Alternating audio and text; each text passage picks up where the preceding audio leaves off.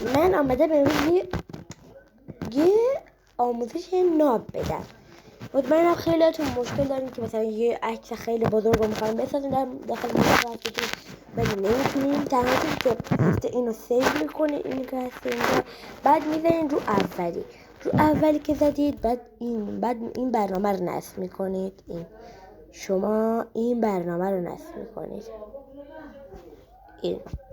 این برنامه رو نصب میکنید و الان میرید توی برنامه.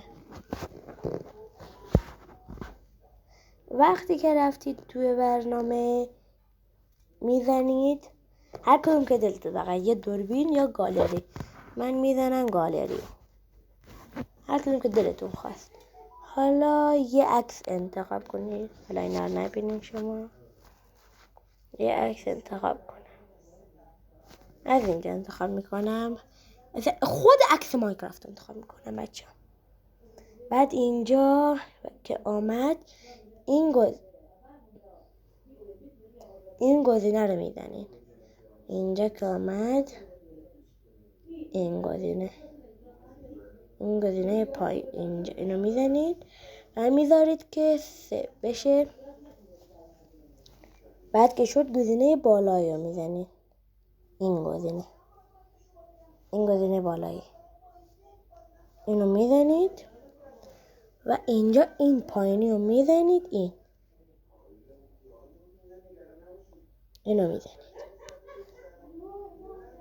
حالا من یکم طول کشید، دوباره میارم. دوباره میزنید، وای میستید. حتما باید نت داشته باشیم بچه ها.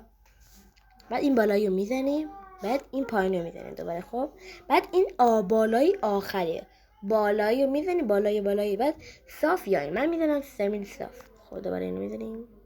خب الان میریم.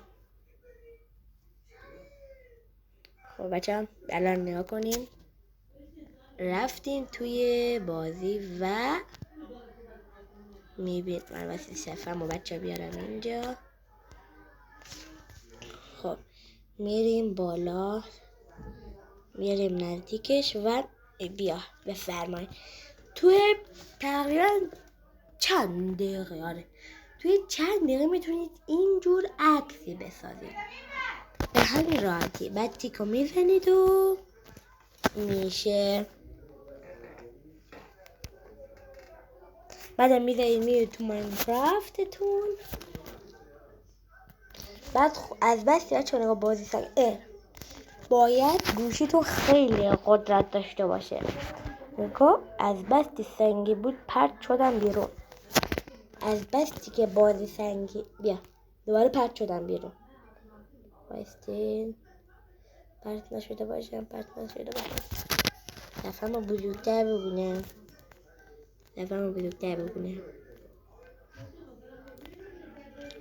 سلام واسه دیگه کوچیک کنم. سلام. خب اینقدر خوبه بچه. صفحه قطع کردم، قطع شد. حواسم نبود. اگه اصلا نسختون مثل نسخه من باشه، مثلا اگه نسخه شما مثل نسخه من باشه، این بازی میلگه بچه ها. بایستیم بیاره. بازی وحشتناک لگه. الان من زدم ولی نمیاره. آورد. خب بر من نیومده چون بازیم خیلی سنگین بود. نگاه باید خیلی چی باشه. گفتم بهتون بازیتون باید خیلی سنگین باشه. اگر از این ویدیو خوشتون اومد حتما لایک رو بزنید و تا ویدیوی بعدی خدا نگهدار.